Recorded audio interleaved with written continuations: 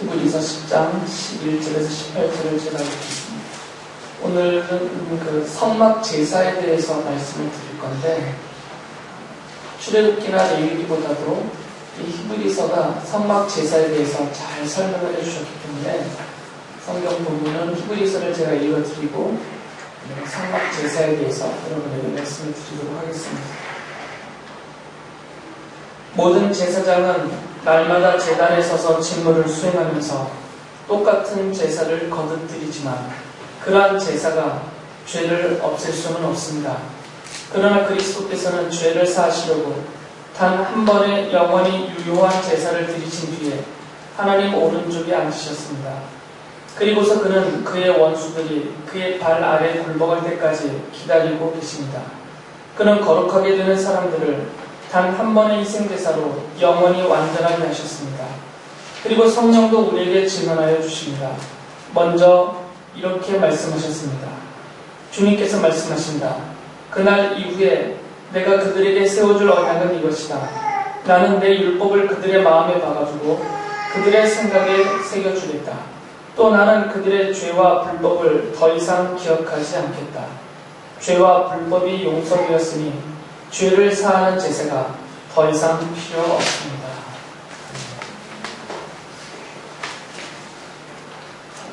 지난주에 성막에 대해서 말씀을 드렸는데, 지난주에는 성막 그 자체에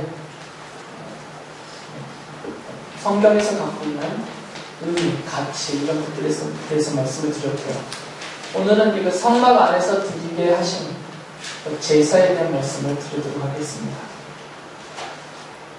본격적인 이 성막 제사는 레위기에서 하나님이 모세를 통해서 이스라엘 백성들에게 제사는 이렇게 하라라고 정해주셨어요. 그래서 성막 제사가 성막이 완공된 다음부터 시작되었죠.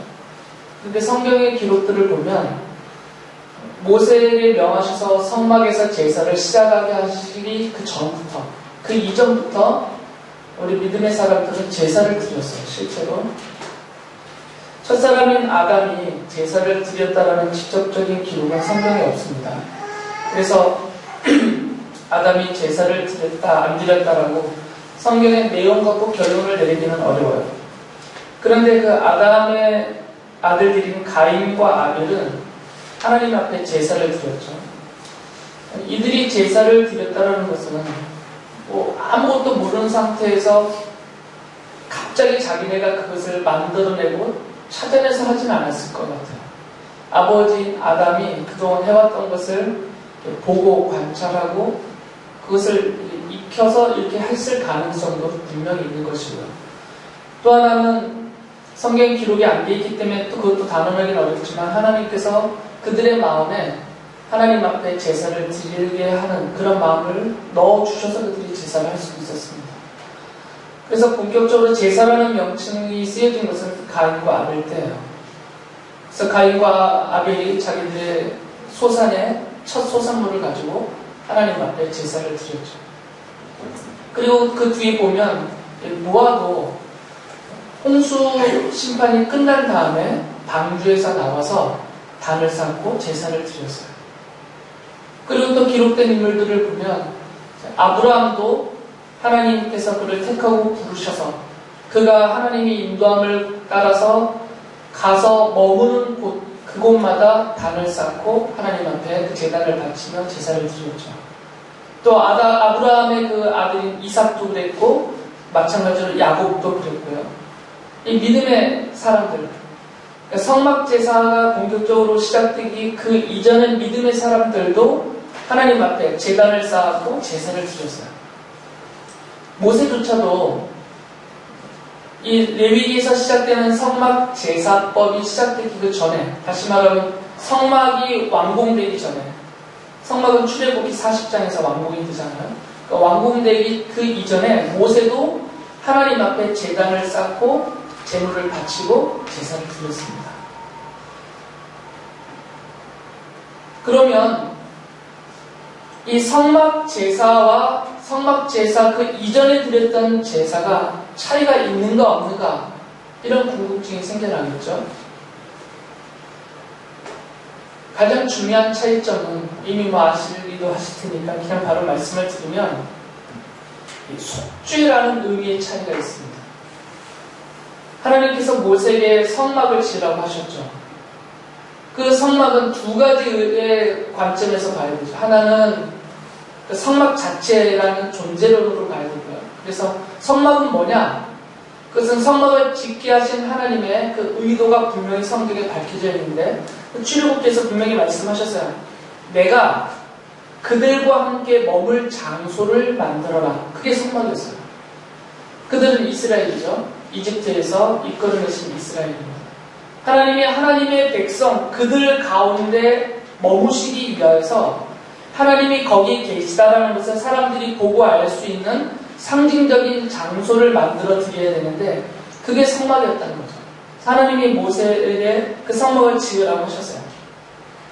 그리고 또 그 성막 안에서 성막과 그 성막 안에서 쓸 모든 기구들도 다 만들라고 하셨죠. 실제로 이 성막의 구조를 보면 바깥에는 큰 울타리가 쳐져 있습니다. 나무를 기둥으로 세우고 천막으로 벽을 쌓는, 그래서 성막이죠. 큰 울타리가 쳐져 있습니다. 그 울타리의 길이는 긴 쪽은 지금으로 이렇게 환산을 하면 50m, 짧은 쪽은 25m가 되는 그런 직사각형의 큰 천막이 쳐져 있죠. 울타리가, 막으로 된 울타리가.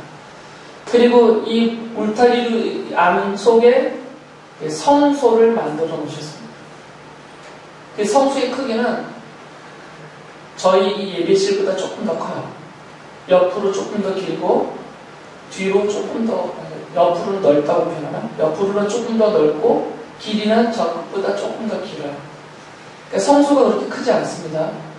그리고 이 성소는 이 앞에 3분의 2 지점되는 이 지역에 굵은 휘장으로 막아놨어요. 그래서 휘장 안쪽을 지성소라고 부르고 그 휘장 바깥쪽을 성소라고 부릅니다. 성소의 뜻은 여러분이 아시듯이 거룩한 처소죠. 거룩한 곳. 지성소는 거룩한 곳 앞에 지자를 붙여놨으니까 지극히 가장 거룩한 곳이다라는 표현입니다. 그래서 기본적으로 이렇게 성막을 지으라고 하셨고 이 성막 안에서 필요한 그런 물건들을 만들라고 하셨는데 지성소 안에는 궤짝 하나를 만드셨죠. 궤짝이라고 그러니까 사과 궤짝 생각나서 그냥 별거 아닌 것처럼 보이지만 아카시아 나무를 재료로 해서 나무 상자 하나 만들고요. 그 나무 상자를 우리가 옛날 재래식 표현으로 하면 맺기 한다고 그러잖아요. 도금, 금 맺기 한다고 그러잖아요. 금으로 도금을 해놨어요, 상자를. 그래서 그 언약궤를 놓고 그것을 언약궤라고 불렀죠. 그 언약궤, 그 상자를 왜 언약궤라고 불렀냐면 그 속에 하나님이 주신 돌판이 들어있기 때문이에요. 그 돌판은 모세가 시내산에서 하나님을 뵈면서 하나님께로부터 받아온 10계명이 기록되어져 있는 두 돌판입니다. 이것을 그 속에 넣으라고 하셨어요. 그러니까 하나님의 언약을 상징적으로 보여주는 거죠. 이 두 돌판은. 그래서 하나님의 언약, 하나님의 약속의 말씀을 모신 궤짝이다. 그래서 언약궤 또는 증거궤 또는 하나님의 법이기 때문에 법궤 이렇게 불러요. 그리고 언약궤를 만들어 놓고 직사각형입니다. 그리고 그 위에 얇은 판을 하나 얹어놨어요. 언약궤와 따로입니다. 이거는 언약궤 위에 판을 하나 얇게 펴서 얹어놨는데 그 판 위에는 두 천사가 마주 보면서 날개로 이 언약궤를 이렇게 덮고 있는 형태를 모양을 만들어서 그 위에 얹어놨어요. 이것을 속죄판이라고 부릅니다. 그리고 이 속죄판의 한 가운데 지점, 거기서 그곳을 시은좌라고 부르죠. 하나님이 거기에 계시겠다라고 말씀하셨기 때문에 거기에서 모세를 만나고 거기서 백성을 향해서 하나님이 말씀하시겠다라고 약속을 하신 것이에요. 그래서 지성소 안에는 이거 하나만 딱 있습니다. 다른 것 없고. 그리고 이 앞에는 휘장으로 막혀 있고요. 이 휘장 바로 앞에, 그러니까 언약궤 바로 휘장 건너편에는 향을 피우는 향로가 하나가 놓여 있어요. 향단이라고 분향단 성경에서는. 그러니 향을 피우는 겁니다. 향. 그리고 문은 이 지성소를 마주보고 저쪽 끝에 입구가 놓여 있어요. 방향으로는 그쪽이 동쪽이고요. 지성소 쪽이 서쪽이고 이쪽이 북쪽, 남쪽 이렇게 되겠죠. 그래서 저 동쪽에 있는 문을 열고 들어오면 한 정면에 지성소를 가리는 휘장이 있고 이 안에 언약궤가 있고 휘장 바로 앞에 분향단이 있는 것이죠. 그럼 들어올 때 이게 오른편에는 상을 하나 만들어 놨어요. 상을. 그 상 위에는 빵 12조각을 매번 안식일마다 이렇게 바꾸게 되어 있습니다. 새로 만들어서 그 12조각의 빵을 그 위에 진열해 놨어요. 그래서 그것을 진설병이라고 부릅니다. 진열을 하기 때문에. 그리고 입구로 치면 왼편에는 등잔대를 만들어 놨죠. 이 등잔대는 이 등잔에 이게 뼈대라고 하면 뼈대를 중심으로 양쪽으로 가지를 이렇게 뻗쳐놨어요. 가지 3개가 하나, 둘, 3개. 그래서 이 가지 끝에는 기름을 담았죠. 기름을 담은 등잔이 있고 거기에 심지가 있어서 거기다 불을 붙이면 불이 밝혀지는 그런 등잔입니다. 촛불이 아니고요. 이게 가지 끝마다 하나, 둘, 또 두 번째 가지 끝에 하나, 둘, 세 번째까지 끝에 하나, 둘, 그리고 한가운데 하나에서 7개의 등잔대가 있는, 등잔이 있는 그런 등잔대를 왼쪽 편에 만들어 놓으셨죠. 이게 성소 안에 있는 전부 다예요. 그리고 성소 문을 열고 나가면 그 문 바로 정면에 번제단이 있습니다. 제물로 바칠 짐승들을 잡아서 불살라서 하나님 앞에 바치는 번제단이 있고요. 그 번제단과 이 성소 문 그 사이에 물을 담아두는 물두멍이 있어요. 이게 이 성막 전체 구조입니다. 물론 이 각각의 의미를 또 길게 설명해 드릴 수 있고 또 설명해 드려야 되긴 하겠지만 지금 뭐 그렇게 하자면 또 한참 시간이 가니까 이 정도로 이렇게 구조적인 것만 제가 말씀을 드리고요. 그래서 이 성막 안에 두신 그 물건들, 이 언약궤의 의미는 좀 전에 말씀을 드렸고 간단하게 말씀을 드리면 그 12조각의 빵, 그것은 이스라엘을 대신하는 빵이다라고 하셨어요. 그 빵 12개는 이스라엘을 상징하고 있는 것이죠.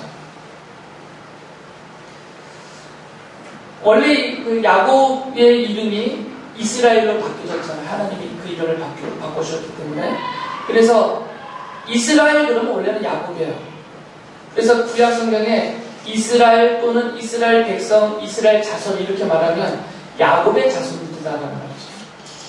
그래서 야곱의 자손들로 구성되고 형성된 그 이스라엘을 상징하는 야곱의 아들이 12명이니까 12개의 떡덩이를 만들어서 이렇게 진열해 놓은 거죠. 그래서 이것은 이스라엘 백성을 상징적으로 보여주는 그런 떡상이고요. 그리고 이 왼편에 있는 등잔대는 제가 전에도 이제 설교로 또 성경 공부 때도 자주 말씀을 드렸듯이 히브리서를 쓴 히브리서 기자는 이 등잔대를 촛대라고 불렀어요. 사실은 같은 거죠. 불을 켜는 거니까. 기름을 썼느냐, 양초를 썼느냐, 불이니까. 구약 성경의 성소 안에 있었던 그 등잔대를 히브리서 기자는 촛대다 이렇게 불렀어요. 히브리서 기자가 촛대라고 부른 그것을 사도 요한은 요한계시록에서 뭐라고 그 뜻을 설명해 줬냐면 그것은 교회다 이렇게 말씀했어요. 그러니까 성소 안에 있는 이 두 가지 그 빵을 진열해 놓은 그 떡상이라고 불려지는 그것은 구약의 이스라엘 12자손을 말하는 구약 이스라엘 백성을 상징적으로 말합니다.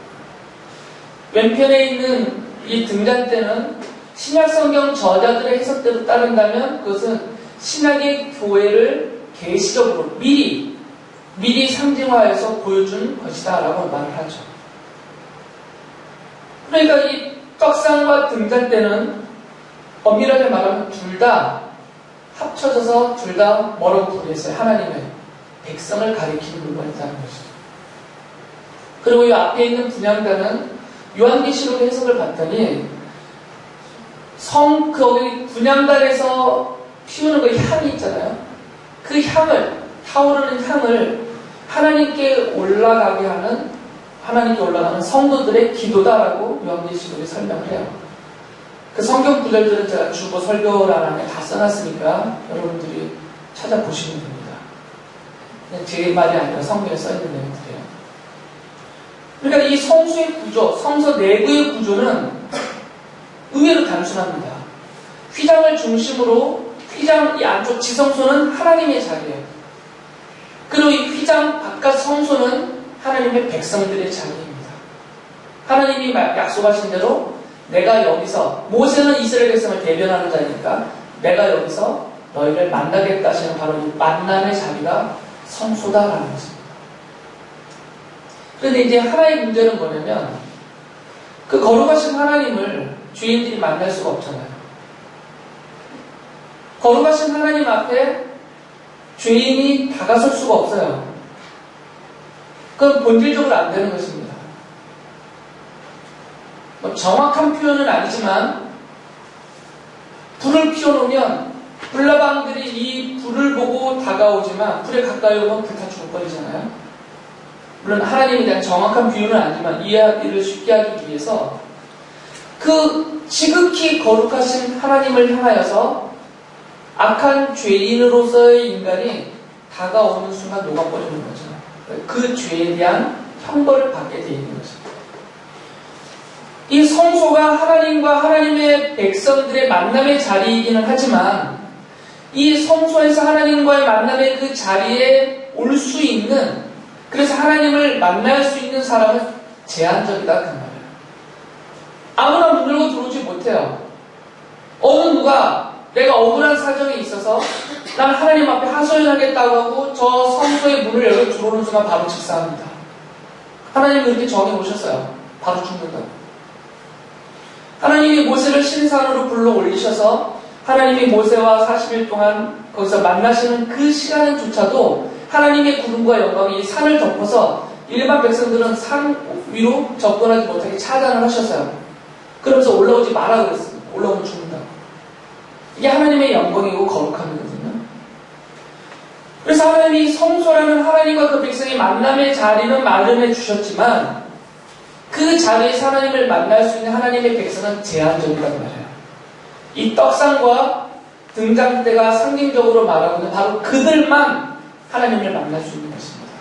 그들은 바로 이스라엘이고 교회인 거죠. 하나님의 백성만 하나님을 만날 수 있는 것입니다. 그럼 이 하나님의 백성들이 과연 누구냐 이것이죠. 그것을 성소 바깥에다 마련해 주셨어요. 성소로 아무나 못 들어오도록. 그래서 성소 바깥에 번제단을 마련해 놓으셨습니다. 그 번제단을 마련해 놓으시고 그 번제단에서 속죄의 제사를 드린 자만 들어올 수 있게 돼 있어요. 그래서 그 대표성을 갖고 있는 사람들이 제사장인데 그 제사장이 성소 안에 들어올 때에는 자기 자신의 죄의 용서를 위한 속죄의 제사를 성소 바깥의 번제단에서 드린 이후에 그 제사장이 성소 안으로 들어와 하나님을 만나는 거죠. 그러니까 제사장도 그냥 못 들어옵니다. 제사장은 백성들의 대표예요. 지금 하나님의 백성 이스라엘의 대표로 하나님을 만나러 들어오는 그 사람이 제사장인데 그 제사장조차도 제사장이라는 신분을 가졌다고 해서 제사장이 입는 에봇, 그 제사장의 복장을 갖추었다고 해서 그냥 막 못 들어와요. 아무리 외적인 복장과 신분을 가지고 다 갖추었다고 해도 그가 성소 안에 들어와 하나님을 뵈려하려면 반드시 성소 바깥에서 속죄를 위한 그 번제를 드린 이후에, 속죄 제사를 드린 이후에나 들어올 수가 있었단 말이에요. 안 그러면 제사장조차도 죽임을 당하는 거죠. 그가 에봇을 입고 있어도, 제사장이라는 신분을 갖고 있어도 속죄 제사 없이 바로 들어오면 바로 죽습니다. 반드시 속죄 제사를 거친 이후에만 들어오게 돼 있어요. 그래서 하나님을 만나는 이 두 가지가 상징하고 있는 하나님의 백성은 그렇게 제한이 되어져 있습니다. 속죄를 받은 자. 그리고 그 속죄를 받게 한다라는 그 상징적인 표현이 무엇이었냐면 바로 속죄 제사였어요. 그래서 하나님이 레위기에서 제사법을 모세를 통해서 이스라엘 백성들에게 알려주십니다. 이것을 보면 이중적이라는 것을 알 수가 있어요. 하나님이 이집트 땅에서 노예살이하고 있었던 이스라엘 백성들을 가리켜서 그들을 꺼내기 전에 모세에게 뭐라고 말씀하셨냐면 나의 백성이다라고 불렀어요. 이스라엘은 나의 백성이라고. 그리고 나서 그들을 이집트에서 이끌어내셨습니다. 그리고 광야를 지금 인도하고 계시는 것이죠. 이미 이 성막을 중심으로 한 성막이 이스라엘 전체 진의 한가운데 있으니까 성막을 중심으로 해서 진을 치고 살고 있는 이스라엘을 하나님이 하나님의 백성이라고 부르셔서요. 그렇지만 이미 하나님의 백성이라는 그 호칭을 갖고 있다 하더라도 하나님의 백성으로 불려지는 제사장을 포함한 어떤 이스라엘 자손이라 하더라도 속죄의 제사를 거치지 않으면 못 들어오는 거죠. 그러니까 이중적인 거죠. 넓은 의미에서는 야곱의 자손들, 거슬러 올라가면 아브라함이죠. 아브라함이 이삭을 낳고 이삭이 야곱을 낳고 이 야곱이 이스라엘이 되고 이스라엘이 12아들을 통해서 이스라엘 자손, 백성이 형성이 됐으니까 넓은 의미에서는 이 이스라엘 자손이 하나님의 백성이라고 불리워지지만 좁은 의미에서는 그 넓은 이스라엘 백성들 중에서도 속죄의 제사를 거친 자만 하나님을 대변할 수 있는 하나님의 백성으로 제한이 되는 거죠. 그러니까 넓은 의미의 이스라엘 속에 속죄를 받은 제한적인 이스라엘이 포함되어 있는 것이죠. 엄격히 말한다면 야곱의 아들들 자손들이라고 해서 다 진정한 하나님의 백성이라고 부를 수가 없는 것이죠. 속죄 제사를 드리지 않으면 안 되기 때문입니다. 그래서 이 성막 제사는 바로 이 속죄 제사를 위해서 하나님이 제정하신 것입니다. 그러나 이 성막 제사 그 이전에 아담부터 시작됐다고 친다면 아담부터 시작해서 성막 제사를 시작하기 전까지의 모세, 거기까지 모든 하나님의 사람들, 히브리서 11장의 표현대로 하면 이분들은 다 이미 의인으로 인정을 받은 자들이고 하나님의 사람들이고 이미 천국에 가신 분들이에요. 이런 하나님의 사람들은 그들이 드린 제사 안에 성경을 찾아보면 이런 속죄의 의미가 안 들어가 있었단 말이죠. 그들이 드린 제사, 그들이 쌓은 제단, 그들이 하나님 앞에 바쳤던 제물들 이런 것들을 향하여서 속죄의 의미를 부여하지 않았습니다. 그리고 또 히브리서 11장의 표현대로 한다면 이 속죄의 제사를 드리고 있었던 성전 시대의 사람들, 그들 중에서도 그들이 믿음으로 의인이라 칭함을 받고 믿음으로 구원을 얻었다 이렇게 말하고 있지, 그들이 드린 그 속죄의 제사로 그들이 의인이 되고 그들이 하나님의 참 백성이 되었다라고 성경은 말하지 않아요. 그리고 이 성전 제사가 폐지된 이후에, 지금은 폐지됐죠. 성전이 없어져 버렸기 때문에 더 이상 제사 지내지 않습니다. 지금 구약의 제사를 흉내내는 것은 다 바보짓이에요. 성전 없이 제사는 없어요. 성전이 있어야 제사가 가능한데 이미 하나님이 성전을 없애버리셨죠. 그러니까 성전 제사도 없어진 것이에요. 그래서 성전 제사가 끝난 그 이후로부터 지금 현재 우리까지, 그리고 앞으로 주님이 오실 날까지 살게 되는 모든 성도들도 제사와 상관없이 구원을 받고 하나님의 백성이 되고 천국의 주인이 되는 것이에요. 성경은 그렇게 말해요. 누가 하나님의 사람이 되느냐, 누가 죄 용서를 받느냐, 누가 구원을 받고 누가 하나님의 백성의 자녀라는 신분을 얻고 천국의 영생을 누리게 되느냐, 이 부분에 대해서 말할 때 이 성전 제사를 언급하지 않아요. 그러니까 이 속죄 성전에서 드려졌던, 성막에서 드려졌던, 성막에서 드린 그런 속죄 제사를 통해서 죄 용서를 받고 하나님의 백성이 되고 구원을 받고 천국에 들어가고 이렇게 말하지 않는다. 그러면 이제 그래서 그 성막제사 이전에 하나님의 사람들이 드렸던 제사에 속죄 제사의 의미가 부여되어 있지 않았다는 거죠. 오로지 성경은 그 모든 것을 다 믿음의 제사다, 믿음으로 되어진 것이다만 계속 강조를 해요. 믿음으로. 그러니까 믿음으로 죄 용서받고 믿음으로 구원받고 믿음으로 하나님의 백성이여 자녀가 되는 것이지 이런 재물을 잡아 바치는 제사나 이런 외적인 행위로 그런 것을 얻을 수는 없다라고 성경이 말하는 것이죠. 그렇다면 여기서 다른 질문이 생깁니다. 이 성전에서 드린, 성막에서 드린 이 제사가 이런 구원의 효력이 없음에도 불구하고 전혀 구원받는 것에 효력이 없다면 굳이 왜 제사를 드리라 하셨나 이거죠. 굳이. 제사와 상관없이 하나님이 죄를 용서하시고 구원하시잖아요.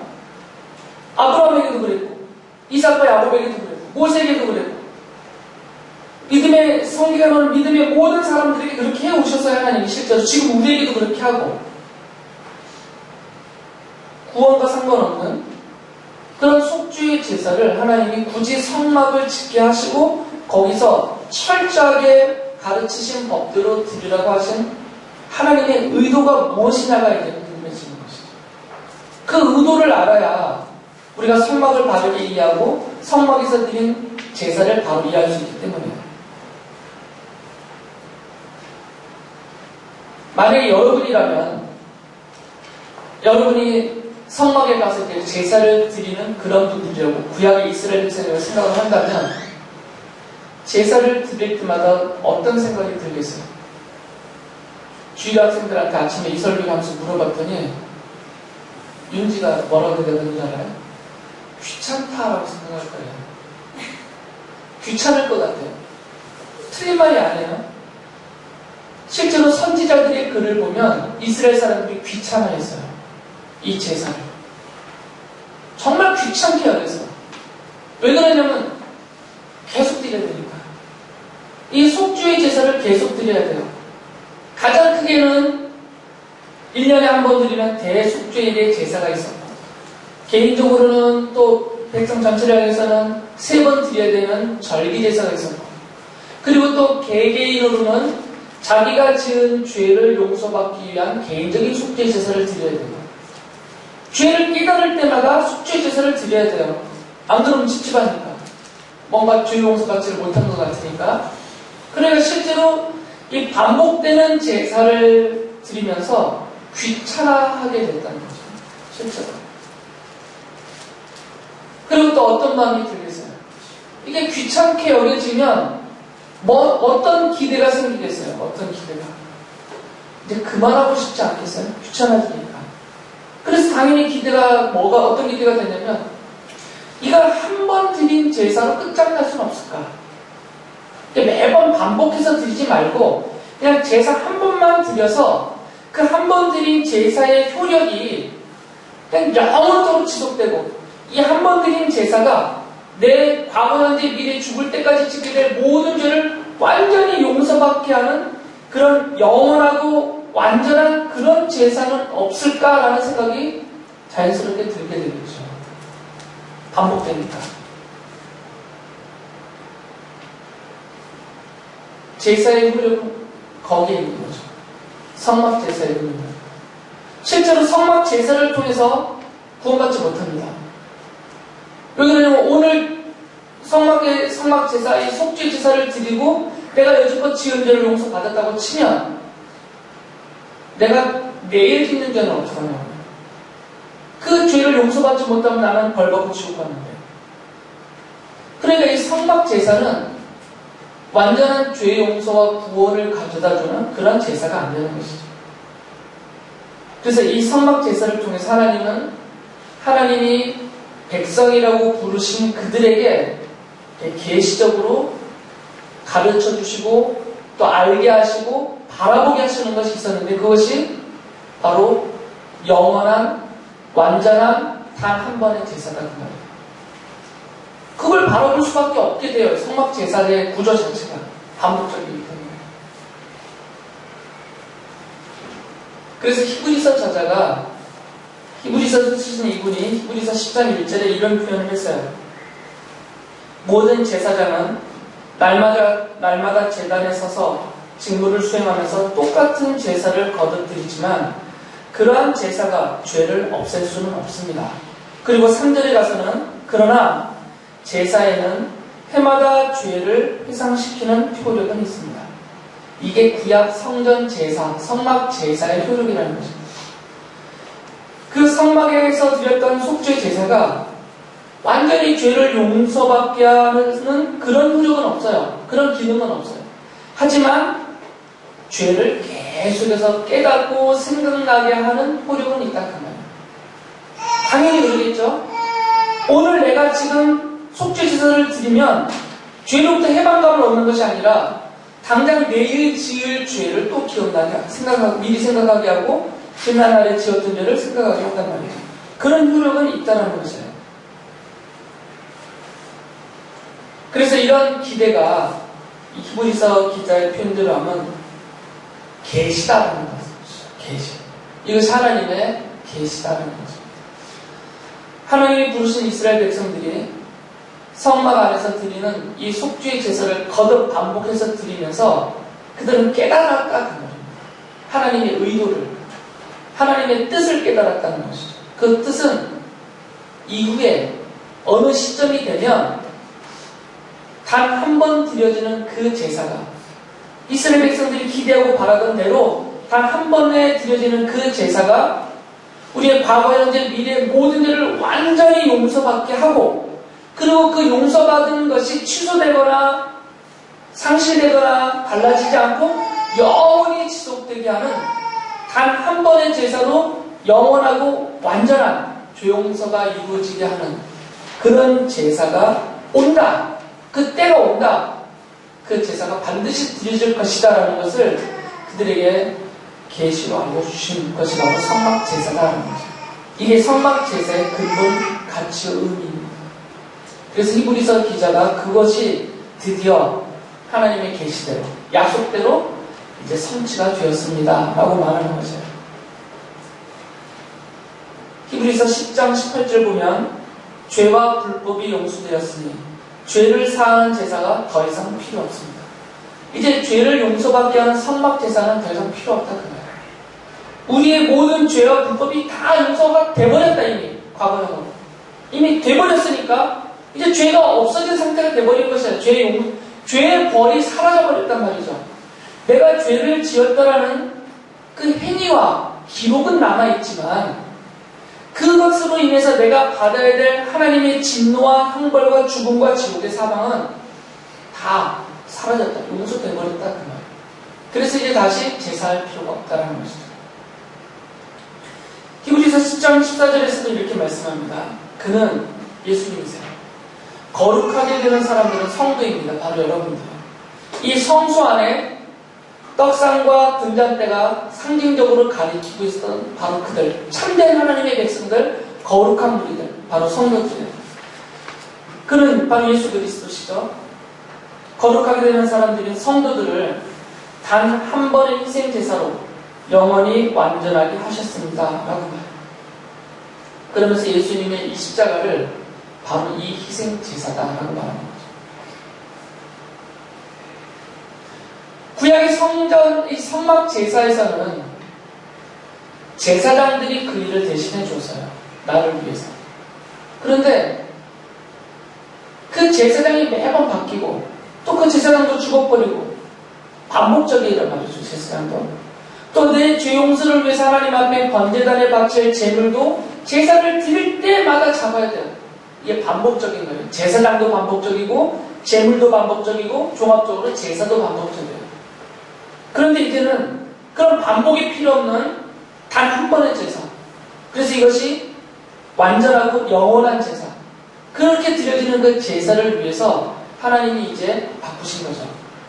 반복적으로 바꿔주고 죽어 없어졌던 그 제사장들이 계시로 가리키고 있었던 더 이상 바꿔지지 않고 죽지 않고 영원히 살아서 그 제사를 완성할 그 제사장이 누구냐? 바로 예수님이시다라고 생각합니다. 그래서 히브리서를 보면 예수께서 우리의 대제사장이시다라고 표현합니다. 예수께서 우리의 대제사장으로서 그는 아론의 계열을 쫓지 않고 아론의 계열은 성막 제사를 시작할 때 하나님이 레위 지파 중에 아론의 후손들을 이 제사장 가문으로 정하셨어요. 그래서 성막 제사를 진리하던 제사장들은 다 아론의 계열이에요. 그러니까 그들과 다른, 그러니까 인간이죠. 그들과 다른 멜기세덱의 계열. 멜기세덱은 아브라함이 롯을 구출하면서 돌아와서 그가 11조를 바치면서 제물을 바치면서 하나님 앞에 예배할 때 그것을 행해 주셨던 하나님의 제사장이라고 말해요. 근데 그 멜기세덱의 근원을 성경이 말하기를 그는 하나님의 제사장으로서 마치 부모도 없는 사람으로서는 존재하지 않는 것 같은 그런 형태로 설명해요. 그래서 예수님은 그분의 계열이다. 그러니까 멜기세덱은 구약의 성전 제사에서 가리키고 있는 역할을 하는 제사장이 누구를 가리키고 있냐를 미리 보여주기 위해서 이 아론의 계열의 제사장이 생기기도 전에 하나님이 먼저 보여주신 제사장이 멜기세덱이에요. 예수님이 그 계열로 오시는 분이시다. 그러면서 예수님이 바로 그 대제사장이시다라고 말씀을 하고요. 그 대제사장으로서 예수께서 자기 몸을 성막 제사에서는 매번 짐승을 잡아 바쳐서 짐승의 피로 제사를 드렸는데 이제는 예수님 당신 스스로의 몸을 우리를 위한 화목제물로 희생제물로 속죄의 제물로 당신의 몸을 십자가에서 바쳐 죽임을 당하시면서 여기서 제사를 지내셨다라고 말합니다. 그래서 그것을 단 한 번의 희생제사다라고 부르는 것입니다. 그래서 완성이 됐다 그 말입니다. 그렇기 때문에 성전은 없어졌고요. 속죄를 받게 하는 성막 안에 있었던 번제단은 없어졌어요. 성전 안에 있는 제단은 지금 없어졌습니다. 그런데 히브리서 기자가 이런 말을 해요. 우리에게는 그 성전 안에 있던 그 제단 말고 우리에게는 다른 제단이 있습니다. 하나님 앞에 쌓아 바치는 우리에게는 다른 제단이 있습니다. 속죄를 받기 위해서 속죄 제사를 드리던 그 제단은 우리하고 상관없고 그건 없어져 버렸고 성도되는 우리에게는 하나님 앞에서 성도되는 우리에게는 하나님을 향하여서 쌓아 올려드리는 다른 제단이 있습니다라고 말해요. 히브리서 13장 10절에 보면 우리에게는 한 제단이 있습니다. 그런데 유대교의 성전에서 섬기는 사람들은 우리의 이 제단에 놓은 제물을 먹을 권리가 없습니다. 구약 성막 시대 때 성전 시대에 드렸던 그 제단에서 제사를 지냈던 사람하고는 상관없다는 거예요. 여러분 앞에 제단이 따로 있다는 것입니다. 그러면서 그 제단이 무엇인지를 15절 16절에서 이렇게 설명해요. 그러니 우리는 예수로 말미암아 끊임없이 하나님께 찬미의 제사를 드립시다. 그러니까 우리 앞에 있는 제단은 찬미의 제사를 드리는 제단이다 그 말이에요. 속죄 제물을 다시 짐승의 피로 바치는 그런 제단이 아니라 하나님 앞에서 우리에게 놓여있는 제단은 하나님을 향해서 찬미, 찬양과 감사를 돌리는 그런 제사가 드려지는 제단이라는 거죠. 이것은 곧 그의 이름을 고백하는 입술의 열매입니다. 선을 행함과 가진 것을 나눠주기를 소홀히 하지 마십시오. 하나님께서는 이런 제사를 기뻐하십니다. 라고 말합니다. 이제 하나님이 성도들인 여러분들을 통해서 어떤 제사를 받으시기를 좋아하시냐면 속죄 제사는 여러분이 드릴 필요 없어요. 이미 예수님이 십자가에서 다 완성을 하셨기 때문에 이제 우리가 스스로 우리의 죄 용서를 위해서 속죄 제사를 드릴 필요는 없습니다. 예수님이 이미 끝내셨으니까. 하지만 이제 우리에게 남은 제사가 있다 이거죠. 우리에게. 왜 그러냐면 하나님 앞에서 우리가 제사 드리기 위해서 쌓아오는 다른 제단이 놓여있기 때문에. 그런데 이 제단은 하나님을 향해서 감사를 드리는 제단이다라는 것입니다. 첫째는 무엇을 감사하게 해서요? 당연히 나를 선택해 주셨고 내 죄를 용서해 주셨고 하나님의 자녀로 삼아 주셨고 천국의 영생을 주셨고 지금도 나의 아버지로서 나의 주로서 나와 함께 하시면서 나를 영원한 천국의 영생까지 보호하시고 이끌어 주시는 그 하나님의 은혜와 사랑에 대해서 감사를 드리는 제사입니다. 바로 이 감사의 제사를 드릴 제단이 하나님 앞에서 내가 그것을 드릴 제단으로 놓였다는 것이. 그래서 첫 번째. 그리고 두 번째는 강론처럼 첫 번째 계명은 하나님을 사랑하는 것이고 두 번째는 뭐를 사랑해야 돼요? 누구를? 성경의 모든 율법을 함축하면 딱 두 가지라고 했잖아요. 첫째 계명은 하나님을 사랑하는 것이고 둘째는 내 이웃을 사랑하는 것이에요. 그래서 여기서 말하잖아요. 이웃을 향한 사랑. 선을 행함과 가진 것을 나눠주기를 소홀히 하지 마십시오. 그것은 이웃을 상대하는 것이죠. 하나님을 향하는 게 아니고. 이게 두 번째 제사예요. 이제 우리 앞에는 이 제단만 놓여 있습니다. 그리스도가 이 십자가에서 완성하신 이 희생제사로 나에게 생명을 주셨고 또 하늘의 복을 누리게 하신 그러니까 하나님을 향해서는 감사와 찬양의 제사를 드립니다. 그리고 하나님의 그 뜻을 받들어서 이제 우리가 사는 이 삶의 현장에서는 내 옆에 있는 사람들에게 선을 행하고 물질적인 구제를 행하면서 하나님의 사랑을 그들을 향해서 펼쳐나가는 바로 이것이 하나님이 기뻐하시는 제사다라는 것입니다. 하나님께서는 이런 제사를 기뻐하십니다라고 말씀하셨습니다. 여러분이 이 성막의 제사를 보실 때마다 이제 여기까지 연결시키셔서 내 앞에 놓여있는 제단이 있다는 것을 아시고 거기다 다시 희생제물 올릴 생각하지 마시고 여러분이 예배 때 오시면서 드리는 헌금도 이런 희생제물의 성격은 하나도 없습니다. 이것은 다 감사의 제사예요. 하나님을 향해서는 이게 감사의 제사로 예배를 하시고 하나님을 향해서는 이런 감사의 제사로 헌신을 하시고 그리고 그 하나님의 뜻을 받들어서 내 이웃을 향해서는 선을 행하고 선을 행하고 그리고 실제적으로 물질적으로 구제를 베푸는 이런 하나님이 기뻐 받으시는 제사를 드리는 그런 하나님의 영광의 도구로 사시는 여러분 되길 바랍니다.